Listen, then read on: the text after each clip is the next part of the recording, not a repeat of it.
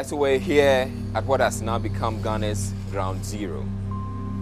This is where it all happened. The oil filling station, where the explosion and subsequent fire engulfed the whole place and caught people who were fleeing from a flood. So as you can see, over here, from the account we've had, there would have been several people who were just fleeing the flood and who felt that they could take shelter at this place, especially under the shed. Not just the shed, but if you can see, this place is slightly elevated compared to the main road. So then they felt that if they were standing in the main road, the water could probably get to their knees or their waist. But if they were standing at the oil filling station, the water would probably go somewhere below their knees. And that was safer than just standing out there. And for them, that was all they were going to do. I have with me one of those people who was around and who was also trying to avoid the flood and avoid the situation where he was being swept away. It's Kelvin. Kelvin, thank you very much for doing this. I know it's difficult for you. Very difficult. Very, very difficult. This is where you ended up coming to take shelter. Yeah, there. Right there. Yeah, right there. Yeah. So you walked from that direction. Towards this way. What was the water level at the time? The water level was around my waist. So reaching here, I realized that was the end of that rail, so I need to move towards this direction. So I was holding this once and moved this direction. So you're holding the rails. The rails were guiding you. Yes, walking by it, one after the other. So it was like this. It was like this. It was like this. Like this, like this, like this. This place was full. This place was full. This place was also a bit full. So definitely you hit this place because you don't know. And I came, and this is where I stood.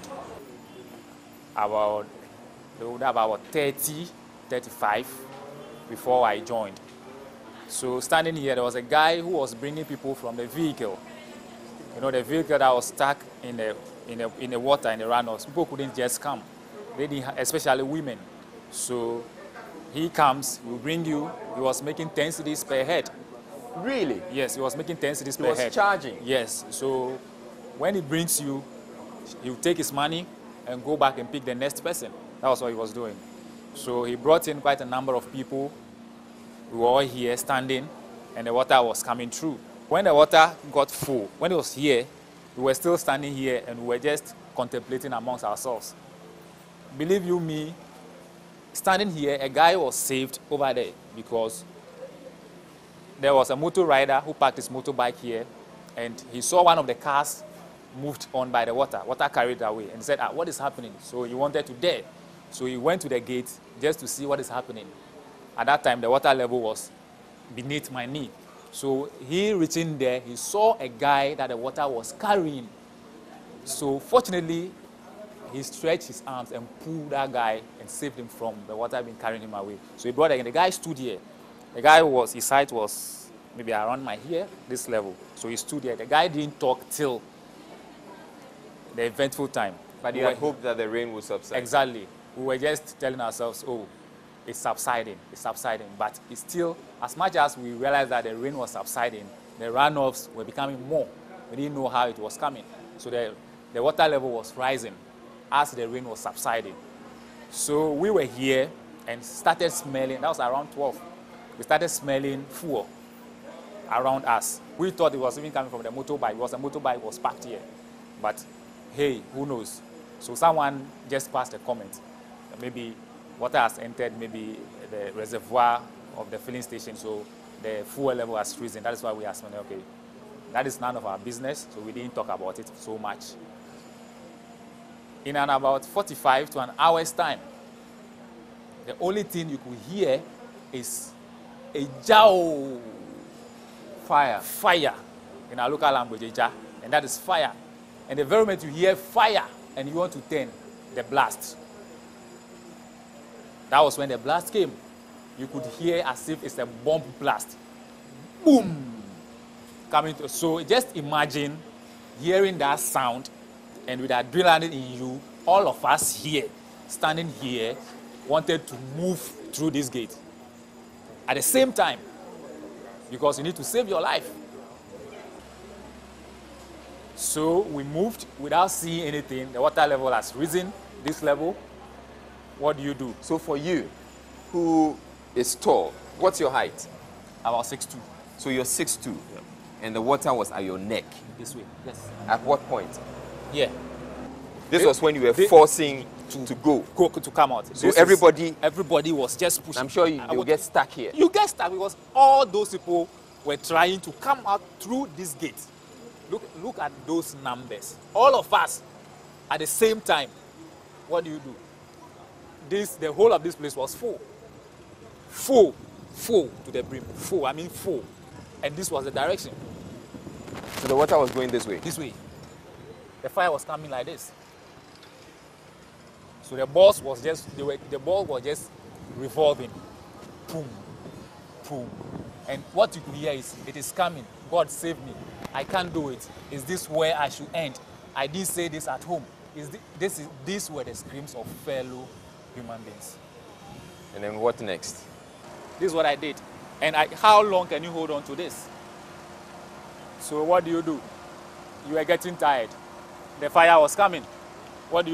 You need to jump into this water. Here, the whole place was full. You need to jump here and cross to that sand, the heap of sand. So how we managed to get on top of that sand, I don't know. Because your feet was going down there, the drain, because it was wet. But we managed to get there. I was telling you, the fire was coming because this was the pressure. Being there, the fire was coming. What do? You need to take the next bold action. You need enough mental strength. You need enough mental strength and be bold and take an action and save your life. So even while standing on the sand, the fire was getting to you? It was getting closer. You see that ladder? That is what we sighted. Oh, the scaffold. The scaffold, the scaffold, that's what we sighted. And believe you me, that scaffold has barbed wires covering it. You will not even know. So, and between the overhead and the heap of sand, the water level was even more than what was here. And it was very, very slippery on the grounds.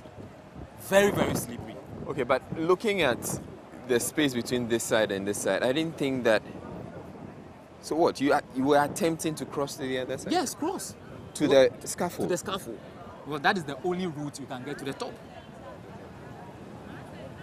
And reaching the scaffold, you can't climb and you don't even know that there is a barbed wire protecting it. So where was the last point contact you had with a woman? Or when was the last time you saw a woman? That was when we were hanging by the rails. What was her state? The state in which that lady was, in fact, she would have loved to follow us across the water. But she attempted trying to get down and see how she could move with us.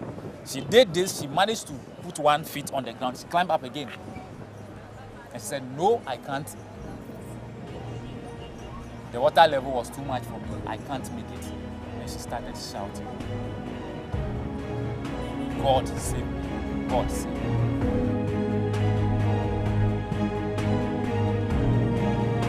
Rain has led to numbers of people losing their lives. I pray for my life as well. I know I am not better than that, but you saved my life. Thank you for saving my life, giving me an opportunity once again to live.